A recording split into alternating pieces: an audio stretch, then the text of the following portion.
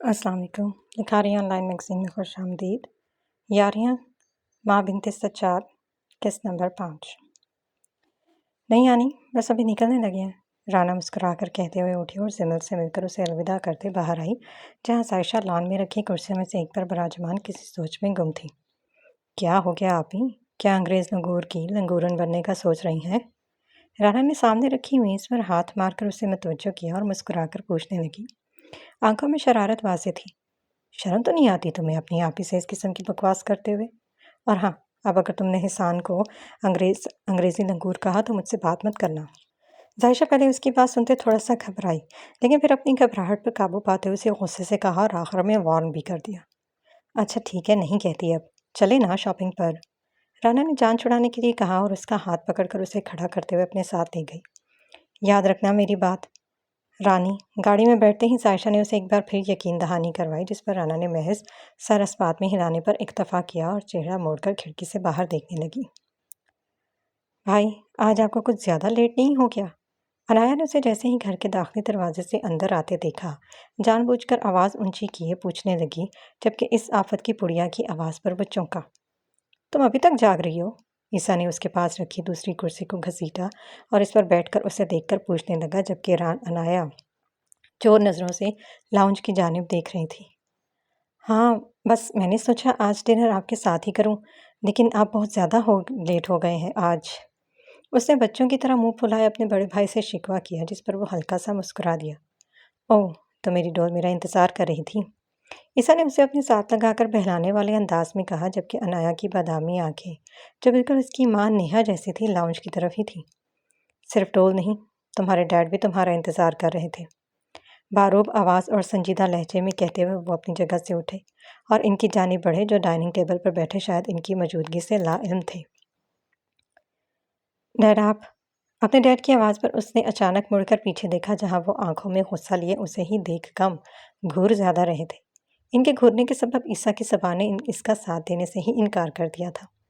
हाँ मैं। और तुम ये बताओ, ये कौन सा वक्त है घर आने का? उन्होंने घड़ी की जानिब इशारा करते हुए सख्त लहजे में कहा। कनपटी से बाल सफ़ेद हो चुके थे, लेकिन अभी भी इनके चेहरे पर 24 साल पहले वाली ही खूबसूरती थी। वक्त ने गोया इन पर अपना कुछ असर खास डाला ही नहीं था। सुरमई आंखें आज भी किसी को अपना असीर बनाने का हुनर रखती थी। वो वही था जो अपनी मोहब्बत का इजहार भी किए बगैर नताशा की ज़िंदगी से चला गया था। वो वही था जिसने अपनी 3 साल की मोहब्बत को खुद से ही जुदा किया था। वो फातिर यज़दानी था, जो यज़दानी ग्रुप ऑफ इंडस्ट्रीज़ का इकलौता मालिक था। अशफाक यज़दानी की वफ़ात के बाद सारे बिज़नेस की ज़िम्मेदारी उस पर आ गई थी, जिसे उसने बखूबी निभाया और अपने चचा की आखिरी ख्वाहिश का एहतराम करते हुए उसने उनकी बहन की बेटी नेहा से शादी भी कर ली।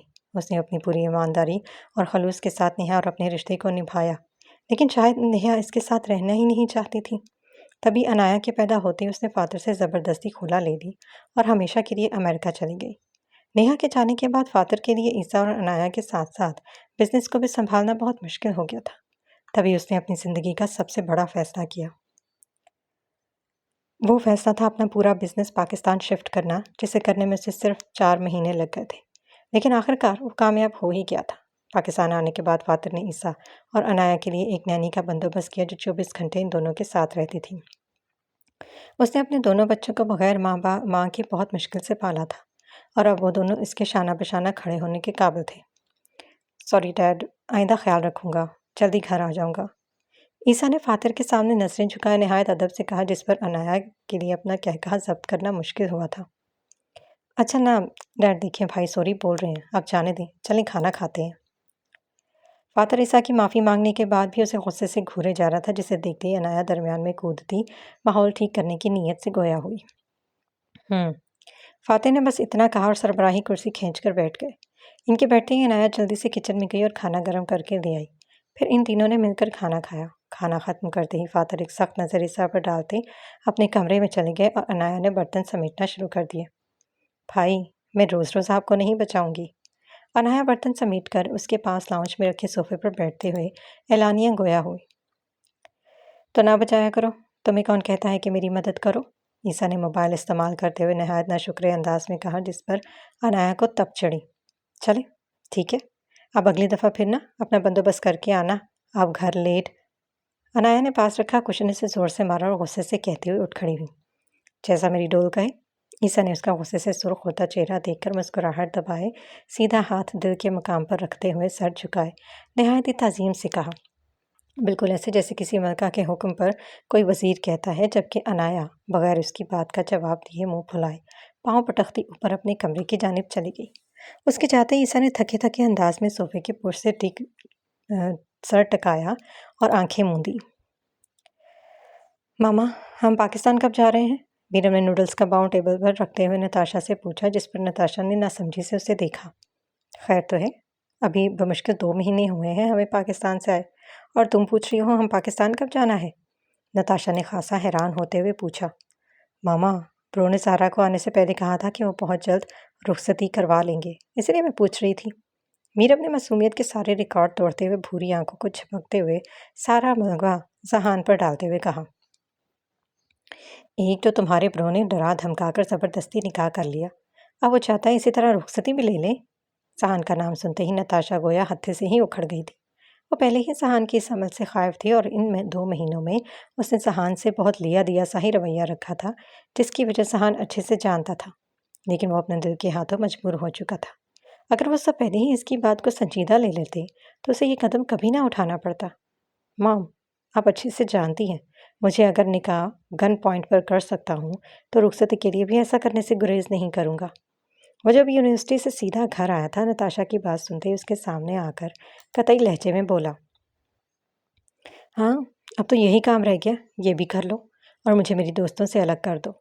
सहान, तुम्हारी वजह से सिर्फ और सिर्फ तुम्हारी वजह से मैं अपनी दोस्तों को, जो मेरी ज़िंदगी में 22 साल पहले छोड़ कर आई थी ताकि तुम ठीक हो जाओ, एक नॉर्मल ज़िंदगी गुजार सको, और आज तुम मुझे मेरी ही कुर्बानी पर पछताने पर मजबूर कर रहे हो। नताशा की कान से भूरी आंखों में आंसू भर आए थे। सहान की बात सुनते ही सिर्फ वही जानती थी कि वो कितना तड़पी थी अपने दोस्तों के लिए, लेकिन सिर्फ अपने बेटे के लिए उसने अपनी दोस्तों की जुदाई बर्दाश्त की थी, और आज वही बेटा उसे उसके दिलो जान अजीज़ दोस्त हयात से अलग करने के दर पर था। वो कैसे ना रोती।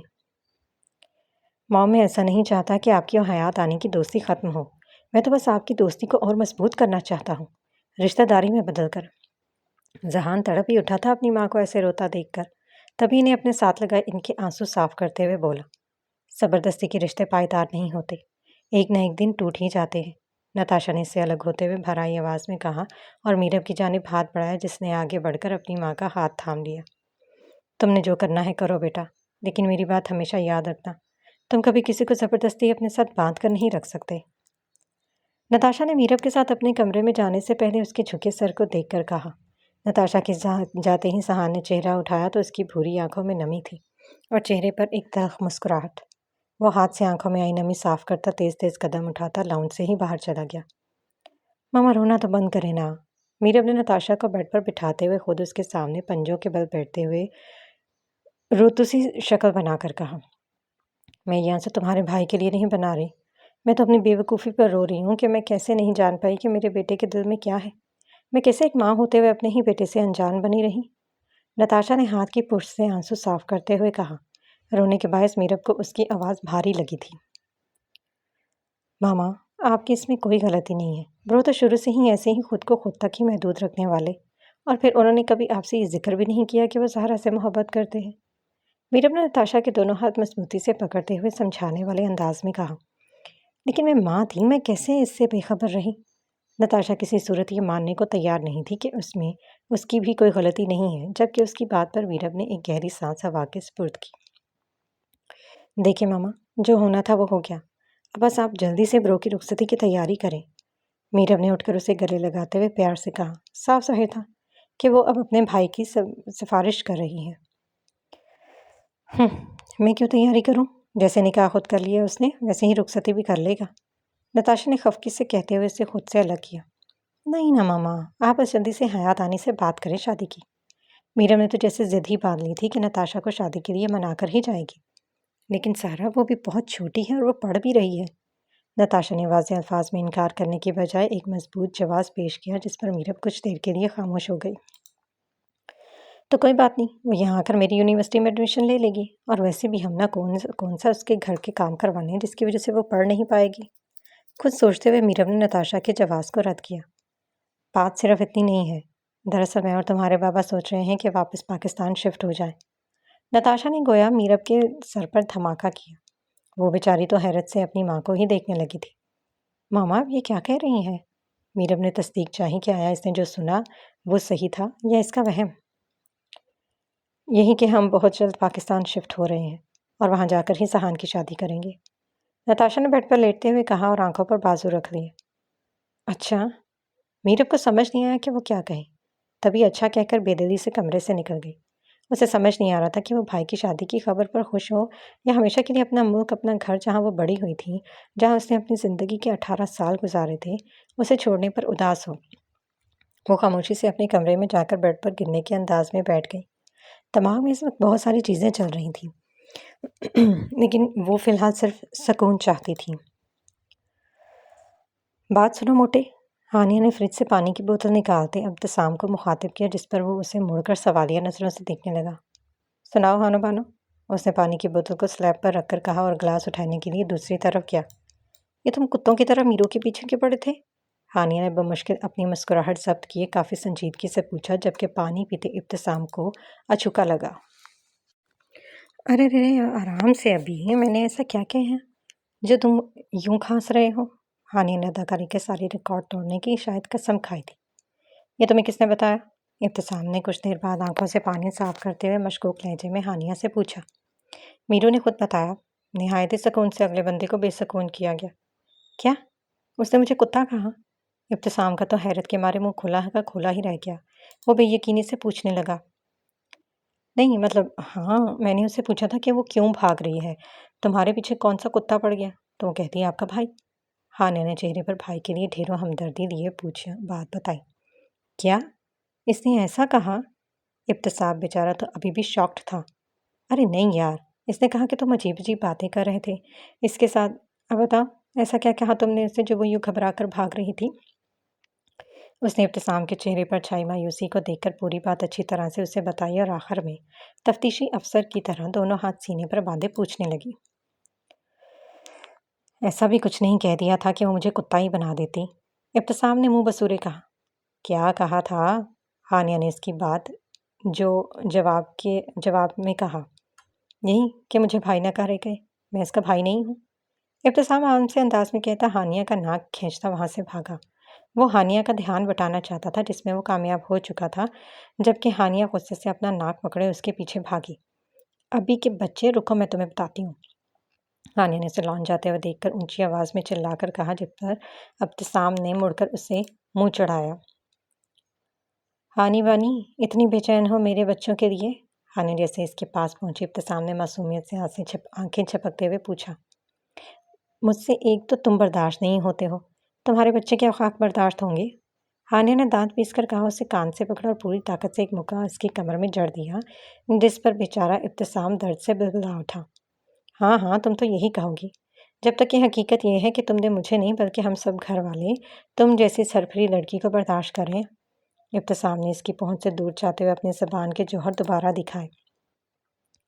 بکواس بند کرو موٹے، ہانیہ باقاعدہ چیخی تھی، جس پر ابتسام نے فوراً سے پہلے اپنے کانوں پر ہاتھ رکھ لیے۔ بس کر دو ہانو بانو، کیوں مجھ جیسے حسین و خوبرو نوجوان لڑکے کو بہرا کرنے پر تلی ہوئی ہو؟ اگر میں بہرا ہو گیا تو کیا میرا مجھ سے شادی کرے گی؟ کافی سنجیدگی سے کہنے کے بعد اس نے دل میں خود سے کہی اور پھر اپنی ہی سوچ پر جھنجھلا اٹھا۔ حسین اور خوبرو، وہ بھی تو کبھی شیشے میں اپنی شکل دیکھی ہے موٹے تم نے؟ ہانیہ اس کی بات پر کہکھا لگاتے ہوئے بولی، جبکہ اس کے اس طرح کہکھا لگانے پر ابتسام منہ بسور گیا۔ تمہارے اس کرش سے تو زیادہ ہی پیارا ہوں جو اب تمہارا جیجا بن چکا ہے۔ ابتسام نے اس کی دکھتی رگ پر پھر ہاتھ رکھا، جس پر پل بھر میں ہانیہ کی مسکراہٹ سمٹی۔ ہانیہ ذہان کو بچپن سے ہی پسند کرتی تھی، یہ بات اس کے اور ابتسام کے علاوہ کوئی نہیں جانتا، اور آج ابتسام نے مذاق میں ہی صحیح وہ بات کہہ دی اور اس کا دل دکھا دیا۔ آج تو یہ بات کہہ دی ہے ابتسام، آئندہ غلطی سے بھی یہ بات ذکر مت کرنا، ورنہ سب ختم ہو جائے گا۔ ہانیہ نے آنکھوں میں آئی نمی کو دھکیلتے ہوئے نم آواز میں ابتسام کو تنبیہ کی، جبکہ ابتسام کو اس کے لہجے سے اندازہ ہوا وہ کیا کر چکا ہے۔ آج ہانیہ نے اسے موٹی یا ابھی کہہ کر مخاطب نہیں کیا تھا، بلکہ اس کا نام لیا تھا، اور ابتسام جانتا تھا کہ ہانیہ اس کا نام کب لیتی ہے۔ ہانیہ نے ایک بات زخمی نظروں سے اسے دیکھا اور پھر بغیر کچھ کہے واپس اندر چلی گئی۔ اور ابتسام اس کی پشت کو دیکھتا رہ گیا۔ زہرا اور ذہان کے نکاح والے ابتسام ہانیہ کی وجہ سے ہی آگ بگولا تھا۔ وہ جانتا تھا کہ اس کی بہن سہان کو شروع سے پسند کرتی ہے، اور پھر اس طرح اچانک سہان کا پاکستان آ کر اس کی چھوٹی بہن سے زبردستی نکاح کر لینا اس کے غصے کو مزید بڑھا گیا۔ وہ ذہان سے بات کرنا چاہتا تھا، لیکن آدم اسے لے کر گھر سے ہی چلا گیا۔ اسے ڈر تھا کہ کہیں معاملات مزید نہ بگڑ جائیں۔ ماضی کی یادوں سے ابتسام کو گیٹ سے داخل ہوتے زعیم کی گاڑی کی آواز نے نکالا۔ وہ چونکا اور پھر چہرے پر زبردستی مسکراہٹ سجائے زعیم کی گاڑی کی جانب چل پڑا۔ ان کی ٹریننگ زور و شور سے جاری تھی۔ مختصر سے عرصے میں ہی وہ ایجنسی اور اپنے بیچ کے لوگوں کے ساتھ کافی مانوس ہو گئے تھے۔ زی پہلے دن کے بعد صرف 2 دن سے 3 مرتبہ اس سے ملنے آئے تھے، جبکہ بقول لوکارس کے کیڈان اور یوسف تو ان سب پر مسلط کر دیے گئے تھے۔ جب دیکھو فضول کا روپ جھاڑتے رہتے تھے۔ اتنی بڑی غلطی نہیں ہوتی تھی جتنی بڑی انہیں سزا ملتی تھی۔ کیڈان اور لوکارس کی تو 3-4 بار تو میں بھی ہو گئی تھی، جسے یوسف اور لیونا نے بمشکل ختم کروایا تھا۔ آج آپ سب لوگ یہ بوری اپنی پشت پر لا کر 400 میٹر تک بھاگو گے، اور یہ جو ٹاسک پورا نہیں کر پایا اسے 800 میٹر بھاگنا پڑے گا، اور وہ بھی دگنے وزن کے ساتھ۔ وہ سب اس وقت ایجنسی کے سب سے بڑے میدان میں قطاروں کی صورت میں موجود تھے، اور اپنے سامنے کھڑے بھوری آنکھوں اور سنجیدہ چہرے والے یوسف کو سن رہے تھے، جو ان کو آج کا پہلا ٹاسک بتا رہا تھا۔ یوسف 35 سال کا، سانولی رنگت اور دراز قد والا ایجنسی کا سب سے بہترین ٹرینر تھا۔ وہ ایجنسی میں پچھلے 10 سال سے کام کر رہا تھا، جبکہ اس کے برعکس کیڈان محض 25-26 سال کا، سرمئی آنکھوں اور سفید رنگت والا روبرو نوجوان تھا، جس نے 3 سال پہلے ہی اس ایجنسی کو جوائن کیا تھا، اور اپنی محنت کے بلبوتے پر وہ مختصر عرصے میں ہی یوسف کے ساتھ کام کرنے کے قابل بن چکا تھا۔ لوپا، لیونا، پہلے تم دونوں جاؤ گے۔ ریڈی؟ یوسف نے پہلی قطار کے آخر میں کھڑی لیونا اور اس کے ساتھ دوسری قطار میں کھڑی لوپا کو مخاطب کرتے ہوئے حکم دیا، جس پر وہ دونوں اعتماد سے سر اٹھائے آگے آئیں اور ایک دوسرے کو آنکھوں ہی آنکھوں میں اشارہ کیا۔ میرے 3 بولنے پر آپ نے بھاگنا ہے۔ یوسف نے کیڈان کے ساتھ ان کی پشت پر گندم کی بوری رکھنے کے بعد اپنی جگہ پر جا کر کہا۔ اوکے سر، وہ دونوں ایک زبان بولی۔ آل دا ویری بیسٹ لوپا، لیونا۔ لوکارس نے بلند آواز میں ہاتھ ہلا کر ان کا حوصلہ بڑھایا، جبکہ اس کی آواز پر کیڈان نے سرمئی آنکھوں میں بیزاری لیے اس کو دیکھا، جس میں لوکارس نے اسے سرے سے نظر انداز کیا۔ 1، یوسف نے گنتی شروع کی۔ 2، لوپا اور لیونا دونوں کی پیشانی پر پسینے کی چند بوندیں چمکی۔ 3، یوسف کے کہتے ہی ان دونوں نے بھاگنا شروع کر دیا۔ وہ سب جانتے تھے اس کھیل میں جیت کسی ایک کی ہی ہونی تھی، اور دوسرے کو سزا کے طور پر یہ ٹاسک دگنا کرنا پڑنا تھا، جبکہ لوپا اور لیونا ان سب کی سوچوں سے انجان اپنی پوری جان لگا کر بھاگ رہی تھی۔ دونوں کی نگاہ میں ایک ہی سی چمک تھی، جیت کی چمک، نہ کہ کسی کی ہار کی۔ 400 میٹر کی دوڑ آخر اپنے اختتام پر پہنچی، اور جو نتیجہ تھا وہ سب کے برعکس، اندازے کے برعکس تھا۔ صرف ایک وجود ایسا تھا جو جانتا تھا کہ نتیجہ یہی نکلے گا، اور وہ تھی سنہری آنکھوں والی لوکارس، جو خوشی سے اچھلتی لوپا اور لیونا کو ایک ساتھ گلے لگا چکی تھی، جبکہ ان دونوں نے محض مسکراہٹ کا تبادلہ کیا۔ بہت خوب، مجھے امید نہیں تھی کہ نتیجہ یہ نکلے گا۔ میرے 10 سال کے کیریئر میں ایسا پہلی بار ہوا ہے کہ یہ ٹاسک کرنے والے دونوں ایجنٹس جیت جائیں۔ یوسف نے مسکراتے ہوئے انہیں سراہا تھا، جبکہ کیڈان نے مسکرانے پر ہی اکتفا کیا۔ مناسب نہیں سمجھا تھا، وہ تو بس ایک خونخوار نظروں سے لوکارس کو دیکھ رہا تھا جو ان دونوں سے چمٹی کھڑی تھی۔ شکریہ سر، لوپا نے مسکرا کر یوسف کا شکریہ ادا کیا۔ اب اگلی باری ہے ریس اور ایف کی۔ یوسف کی جگہ کیڈان نے ریس اور ایف کو سامنے آنے کا اشارہ کرتے ہوئے کہا، جس پر وہ دونوں اپنی مخصوص جگہ پر جا کر کھڑے ہو گئے۔ یوسف کے اشارہ کرتے انہوں نے بھاگنا شروع کر دیا۔ اس بار ایف نے بازی مار لی، جبکہ ریس منہ لٹکائے واپس اپنی جگہ پر آ کر کھڑا ہو گیا، کیونکہ ہارنے والوں کو الگ سے بعد میں سزا دی جانی تھی۔ اب لوکارس اور ریم جائیں گی۔ یوسف نے لوکارس اور اس کے ساتھ کھڑے امریکی لڑکی کو مخاطب کرتے ہوئے کہا۔ نتیجہ اس پر بھی کچھ جدا نہیں تھا۔ لیرا اور لیونا نے لوکارس کے لیے چیخ چیخ کر اپنا گلا بٹھا لیا تھا، لیکن ریم نامی لڑکی نے دھوکے سے بغیر کسی کی نظر میں آئے لوکارس کو کوہنی زور سے ماری، جس کی وجہ سے وہ توازن برقرار نہ رکھ سکی اور گر گئی۔ گرنے کی وجہ سے اس کے گھٹنے اور کوہنیاں چھل گئی تھیں، جن میں سے خون رسنے لگا تھا۔ کیڈان کے علاوہ سب بھاگ کر اس کی جانب بڑھے، کیونکہ وہ فائنل لائن کے قریب تھیں، تو ریم نے جلدی سے اپنا ٹاسک پورا کیا اور پھر چہرے پر مصنوعی فکر لیے لوکارس کے پاس آئی۔ کیا ہوا؟ زیادہ تو نہیں لگی؟ چہرے پر جتاتی ہوئی مسکراہٹ سجائے فکر مند لہجے میں پوچھنے لگی۔ نہیں، لکارس نے درستگی سے جواب دیا۔ لوپا اور لیونا نے اسے سہارا دے کر کھڑا کیا۔ آپ دونوں لکارس کو لے جائیں اور زخموں پر دوائی لگا کر فوراً واپس آئیں۔ یوسف نے لیرا اور لیونا کو حکم دیتے ہوئے کہا تو وہ سر اسپات میں ہلاتی آگے بڑھی۔ کیڈان کے پاس سے گزرتے ہوئے لکارس نے غصے بھری نگاہ سے اسے دیکھا، جس پر وہ حیران ہوا، لیکن اس سے پہلے کہ وہ اسے روک کر پوچھتا وہ آگے جا چکی تھی، اور پھر وہ سر جھٹکتا باقی ایجنٹس کی جانب متوجہ ہوا۔ اب کیسا محسوس کر رہی ہو تم؟ وہ جیسے ہی ٹاسک سے فارغ ہوا تھا فوراً اس کے پاس پہنچا تھا تاکہ اس کے غصے بھری نگاہ کا مطلب پوچھ سکے۔ ٹھیک ہوں سر، لکارس نے اسے دیکھتے ہی اپنا غصہ ضبط کرتے ہوئے دانت پیس کر کہا۔ تو مجھے غصے سے کیوں دیکھ رہی تھی؟ وجہ جان سکتا ہوں؟ کیڈان نے اس کے ساتھ رکھی کرسی کو اس کے عین سامنے رکھتے سنجیدگی سے پوچھا، جبکہ اس کے اس سوال پر وہ طنزیہ مسکرا دی۔ تم نے دیکھا تھا جب ریم نے مجھے دھکا دیا تھا، لیکن پھر بھی تم انجام بنے رہے۔ لکارس نے اپنی ٹون میں واپس آتے ہوئے تلخی سے کہا۔ اسے بہت غصہ آیا تھا جب کیڈان نے سب کچھ دیکھ کر بھی نظر انداز کر دیا۔ تو میں اس میں کیا کر سکتا تھا؟ تم بھی اسے دھکا دے سکتی تھی۔ کیڈان نے بہت آسانی سے اس کی بات مذاق میں اڑائی، جبکہ لکارس کا بس نہیں چل رہا تھا کہ وہ اس سرمئی لمڑ کے بال کھینچ کر اسے گنجا کر دے۔ پھر اس میں اور مجھ میں کیا فرق رہ جاتا؟ لکارس نے اپنی زخمی کونی کو پھونک مارتے ہوئے کہا، جبکہ درد کی وجہ سے اس کی آنکھوں میں ہلکی ہلکی نمی بھی تھی جسے وہ چھپانے کی بھرپور کوشش کر رہی تھی۔ یہی بات تو میں تمہیں سمجھانا چاہ رہا تھا لکارس۔ اس فیلڈ میں تمہیں ایسے بہت سے لوگ ملیں گے جو بظاہر تمہارے ساتھ ہوں گے، لیکن حقیقت میں وہ تمہارے دشمنوں کی صف میں کھڑے ہوں گے۔ تمہیں ان کا مقابلہ کرنا ہے، لیکن اپنے طریقے سے، نہ کہ ان کی طرح اس قسم کی گھٹیا حرکتیں کر کے۔ کیڈان نے نہایت نرمی سے اسے سمجھاتے ہوئے اپنی بات مکمل کی، اور لکارس کو تو بس اسے بولتے ہوئے ہی دیکھ رہی تھی۔ کچھ تھا جو اسے بدلا ہوا محسوس ہوا تھا۔ وہ ٹکٹکی باندھے کیڈان کو ہی دیکھے جا رہی تھی، جبکہ اس کے برعکس وہ اسے اور بھی کچھ بتا رہا تھا، لیکن لکارس تو بس اس کے چہرے پر نظریں جمائے بیٹھی تھی۔ کہاں کھو گئی ہو؟ کیڈان نے اسے ایسے مسلسل خود کو دیکھتا پا کر اس کی آنکھوں کے آگے چٹکی بجاتے ہوئے پوچھا۔ کہیں نہیں، کیڈان کی آواز پر وہ چونک کر ہوش میں آئی اور ہڑبڑا کر بولی، جس پر وہ ہلکے سے مسکرا دیا۔ مجھے یقین ہے جو میں نے تمہیں سمجھایا ہے تم سمجھ گئی ہوگی، کیڈان نے کرسی سے اٹھتے ہوئے کہا، جس پر لکارس ہلکے سے سر اسپات میں ہلا کر مسکرا دی۔ ان 6 مہینوں میں آج پہلی بار کیڈان کے سامنے مسکرائی تھی۔ وہ کچھ پھل کھڑا وہیں پر اسے دیکھتا رہا اور پھر اندر جم کی طرف بڑھ گیا۔ اس کے جاتے ہی لکارس نے سکھ کی سانس لی اور خود کو اپنی بے خودی پر ڈپٹا بھی۔ وقت کا کام ہوتا ہے گزرنا، سو وہ گزر ہی گیا تھا۔ آج پورے 6 مہینے بعد ذہان اپنی فیملی کے ساتھ پاکستان واپس آ گیا تھا، کبھی نہ جانے کے لیے۔ میرب شادی کی تیاریوں کی وجہ سے 1 ہفتہ پہلے ہی پاکستان آ چکی تھی اور زہرا کا شادی کا جوڑا بھی خرید چکی تھی۔ کل زہرا اور ذہان کی رخصتی تھی۔ آشان اس بار اپنے لاہور والے گھر میں ہی رہنا چاہتا تھا، جس کی وجہ سے یہ طے ہوا تھا کہ بارات لاہور سے اسلام آباد جائے گی۔ سب کچھ بہت جلدی میں ہو رہا تھا۔ بیچارے ینگ پارٹی کی تو ٹھیک طرح سے تیاری بھی نہیں ہو پا رہی تھی، یہ ان کا کہنا تھا، جن پر ان کے والدین نے اچھے طریقے سے گھور کر ان کی ساری شادی کی شاپنگ کی تیاری کی جانب متوجہ کروایا، جو پچھلے 1 ہفتے سے وہ کر رہے تھے۔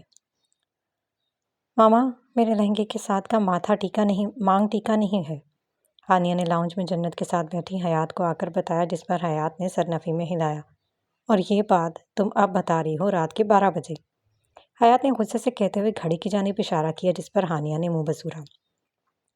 لیکن ماما، ہانیہ نے ہلکی سی آواز میں کچھ کہنا چاہا، لیکن حیات کے چہرے کے تاثرات دیکھ کر چپ ہو گئی۔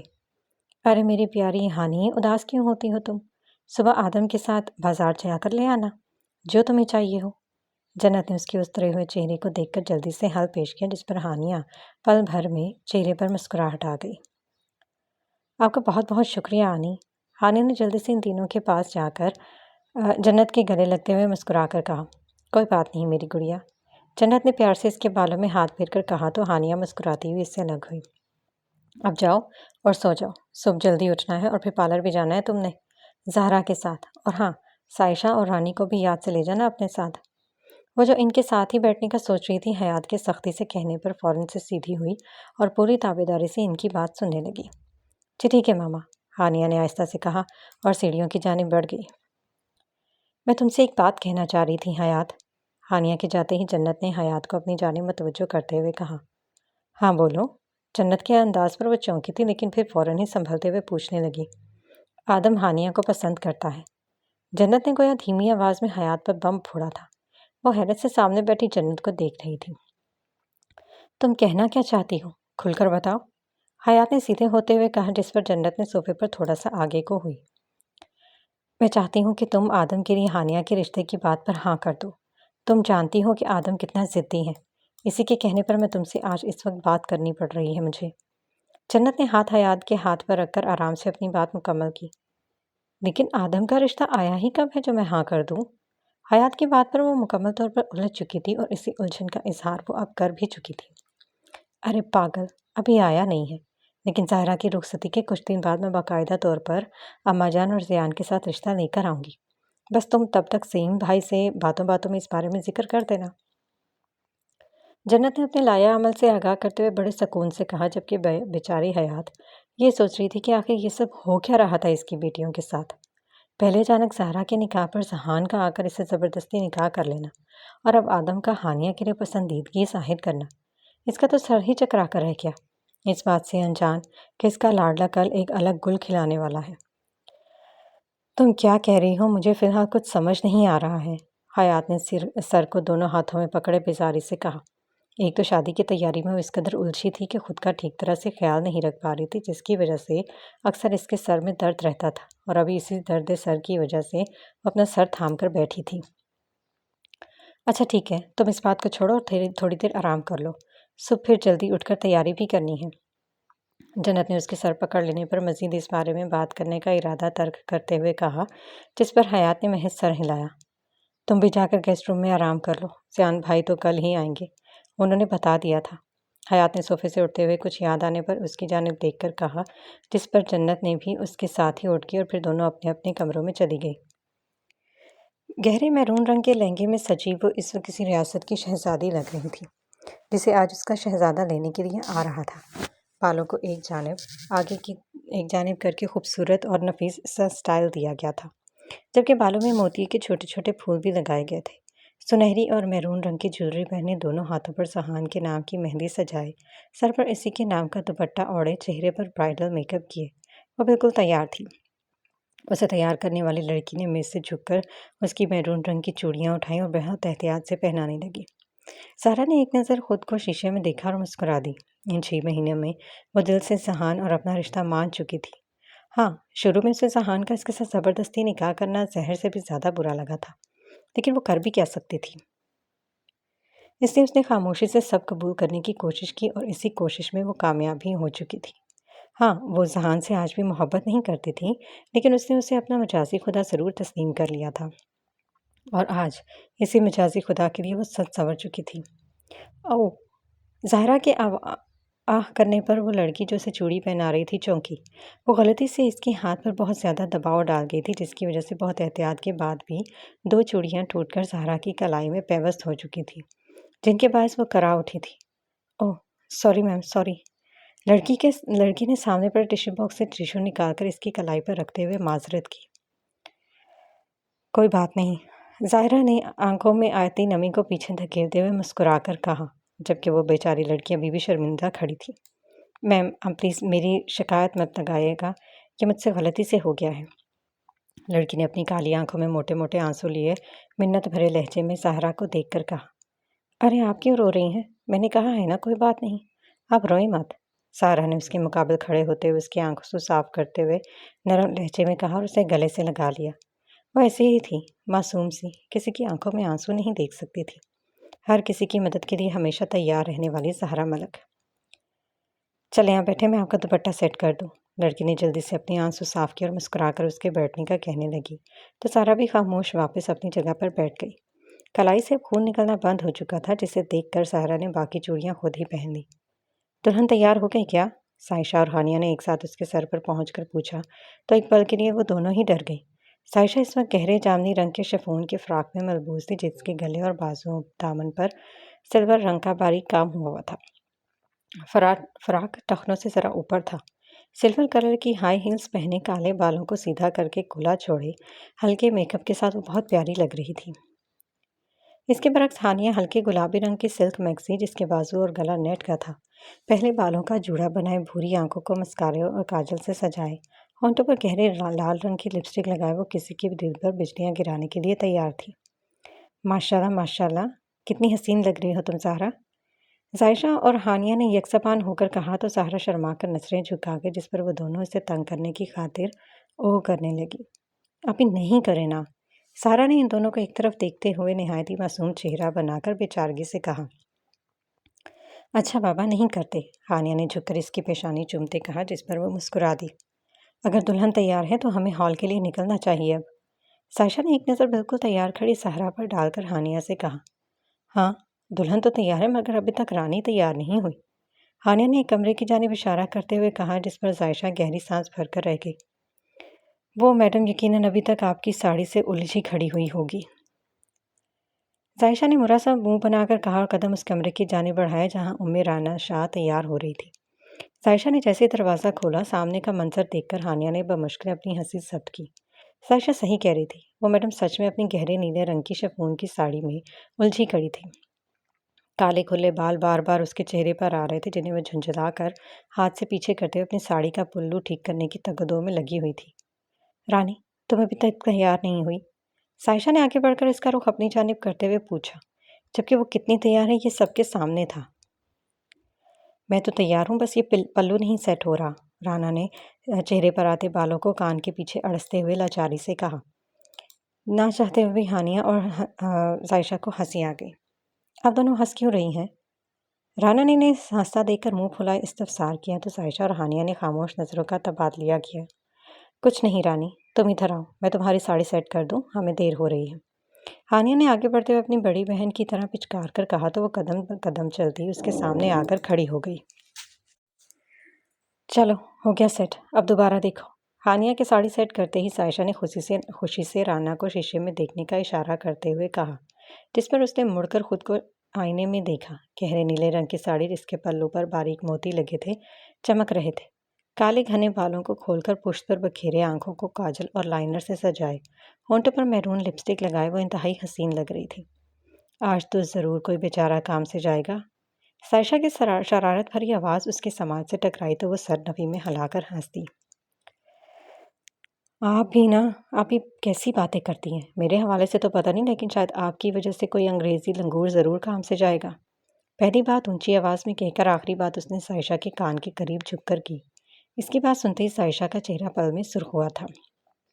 بکواس مت کرو، ذائشہ نے اسے دھیمی آواز میں ڈپٹا جس پر رانا نے بے نیازی سے کندھے اچکا دیے، جیسے ذائشہ کے غصے سے فرق ہی نہ پڑا ہو۔